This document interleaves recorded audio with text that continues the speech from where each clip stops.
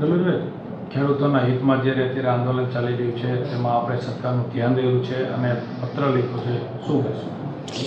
આજે મોરબી જિલ્લામાં જેતપર ખાતે જે આંદોલન ચાલે છે ત્યાર પહેલાંય પણ જે આખી કિસાનોની જે મુસીબત હતી, કિસાનની સમસ્યા હતી, એ વિષય પણ બેઠકો થતી હતી, બધું હતું અને ખૂબ જ ચિંતાનો વિષય હતો.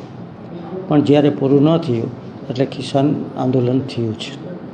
આ બાબતમાં ખૂબ જ અભ્યાસ કરી, જે ખેડૂતો કિસાનોની માંગ હતી એ માંગનો અભ્યાસ કર્યો.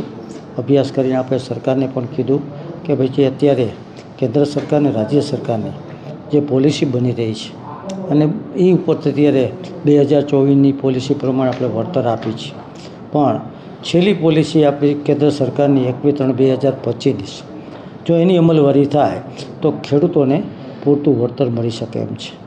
આ બાબતમાં સરકારમાં રજૂઆત કરી હતી. ત્યાર પછી આંદોલનની અંદરથી મારી પાસે 6 મુદ્દાની માંગ આવી કે અમારા 6 મુદ્દા છે. આ 6 મુદ્દા સરકાર પાસેથી મેં માગી છે અને સરકાર સાથે અમે પછી રજૂઆત કરી છે.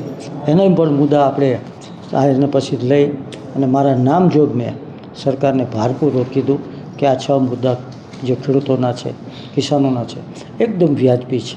કારણ કે મોરબી જિલ્લો એક સમૃદ્ધ જિલ્લો છે. મોરબી જિલ્લાની અંદર જે અત્યારે જમીનોના ભાવ છે ને, આસમાને ભાવ છે. આપણે કમ્પેરેજ કચ્છારે કરી કે સુરનગર આરે કરીએ તો એ બહુ મોરબી જિલ્લાના ખેડૂતોને લોસ થાય એમ છે કે ન્યાય મળતો નથી.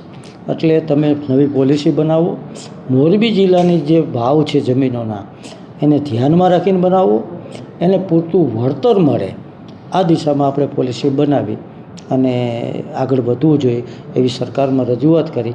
એટલે સરકારે એવું કીધું તો કિસાન આપણા 4-5 જણાને બોલાવીને એના મુદ્દા લઈ અને આપણે ચર્ચા કરીને પોલિસીમાં સમાવેશ કરીએ.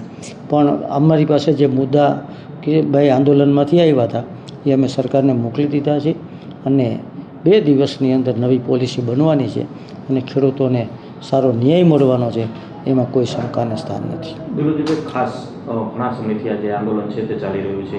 હવે જ્યારે સરકાર કેબિનેટની બેઠક યોજી રહી છે, સારો નિર્ણય લેવા જઈ રહી છે, ત્યારે જ ભાજપના નેતાઓ છે તે રજૂઆત કરતા જોવા મળી રહ્યા છે. આપે પણ રજૂઆત કરી છે, તો અત્યાર સુધી કિસાનોનું જે આંદોલન ચાલી રહ્યું હતું તેમાં કેમ રજૂઆત ન કરી?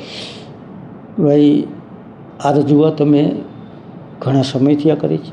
છેલ્લી વાત કરું તમને તો મારા મોબાઈલની અંદર જે રજૂઆત કરી છે માનનીય મુખ્યમંત્રીશ્રી, માનનીય નાયબ મુખ્યમંત્રીશ્રી, માનનીય ઉર્જા મંત્રીશ્રી, માનનીય કૃષિ મંત્રીશ્રીને મારા મોબાઈલમાંથી તમને બતાવી શકું છું. કારણ કે જે રજૂઆત કરી છે એ સરકાર ખેડૂતના હિત માટે કરી છે અને અમે સતત જાગૃત જ છે. પછી કોઈને એવું લાગતું હોય સ્વાભાવિક છે, લાગે સ્વાભાવિક છે, અત્યારે સમય છે હશે, પણ આપણા દિલની અંદર ખેડૂત છે અને હું ખેડૂતનો દીકરો છું અને અમે ખેડૂત સાથે છે. અને આ બાબતમાં હિસાબ તમને બતાવું તો મારા ટંકારા તાલુકાની અંદર જે વીજ લાઈન નીકળે છે એને મેં આપણે રોકાવી દીધી હતી.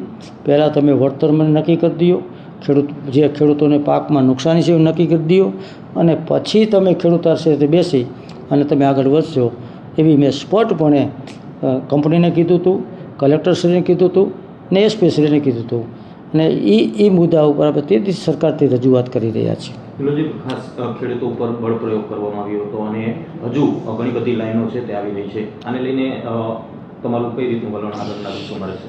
એ જ સરકારમાં રજૂઆત કરી. ખેડૂત એકદમ સાચા છે. ખેડૂતોની પરમિશન લીધા હોય એના ખેતરમાં જાય છે, એનું વળતર દીધા હોય એના ખેતરમાં જાય છે. કાયદાનો ગેરઉપયોગ કરીને કંપનીઓ અહીંયા ઘૂસી જાય છે અને ખેડૂતોને દાદ નથી દેતા. પહેલાં આની પર કંટ્રોલ થવો જોઈએ અને પછી જ આપણે એમનું વળતરવાળો વિષય લો. જ્યારે કામ બંધ કરતા નહોતા એટલે માનીએ આપણે નાયબ મુખ્યમંત્રી હર્ષભાઈ સંઘવી પાસે એમના બંગલે જઈને મેં કીધું સાહેબ આજને તમે બંધ કરાવો, એટલે ઓન ધી સ્પોટ એને કામ બંધ કરાવી દીધું.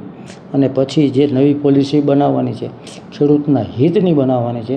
ખેડૂતોએ જે આપણને 6 મુદ્દા આપ્યા છે એના મેક્સિમમ મુદ્દાઓ સ્પષ્ટ થાય એને આવરી લેવામાં આવે અને ખેડૂતોને ન્યાય મળે આવી આપણે બધાએ સહિયારી ચિંતા કરવાનો આપણે રજૂઆત કરી છે.